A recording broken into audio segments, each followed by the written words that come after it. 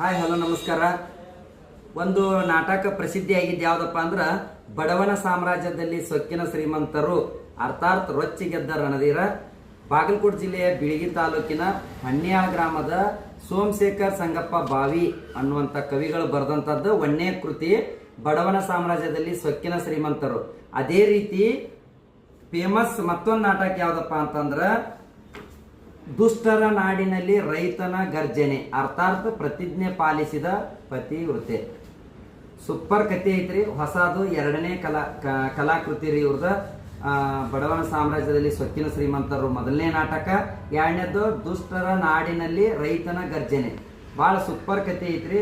ನಿಮಗೆ ಏನಾರ ಬೇಕಂದ್ರೆ ಸ್ಕ್ರೀನ್ ಮೇಲೆ ನಂಬರ್ ಹಾಕಿರ್ತೇವೆ, ಕೊರಿಯರ್ ಕಳಿಸ್ತೇವೆ. ನಿಮಗೆ ಬೇಕಂದ್ರೆ ಕಾಲ್ ಮಾಡ್ರಿ. ಒಳ್ಳೆ ಕತೆ ಐತಿ ನೋಡ್ರಿ. ಹೊಸ ಹೊಸ ಕತೆ ಬರ್ತಿರ್ತಾವ ನಮ್ಮ ಹತ್ರ. ಮತ್ತು ಇನ್ನೂ ಬಂದಂಗೆ ನಾವೆಲ್ಲ ವಿಡಿಯೋ ಮಾಡಿ ಹಾಕ್ತಿರ್ತೀವಿ. ಅದ್ರ ಸಲುವಾಗಿ ನಿಮಗೆ ಬೇಕಂದ್ರೆ ಕಾಲ್ ಮಾಡ್ರಿ. ನೀವು ಯಾರಿಗಾರ ಬೇಕಂದ್ರೆ ಹೇಳ್ರಿ. ಹಾಂ ರೀ, ಇದು ಭಾರಿ ಐತೆ ನೋಡ್ರಿ. ಬುಕ್ ಇದು ಹೊಸ ಬುಕ್ ಇದು ಚಲೋ ಐತ್ರಿ ಕತೆ. ಇದು ಎರಡನೇ ಭಾಗ. ಹಾಂ, ದುಷ್ಟರ ನಾಡಿನಲ್ಲಿ ರೈತನ ಗರ್ಜನೆ. ಇದ್ರ ಪಾತ್ರ ಪರಿಚಯ ಹೊಳಿಸಿಡ್ದ್ರಿ. ಹಾಂ,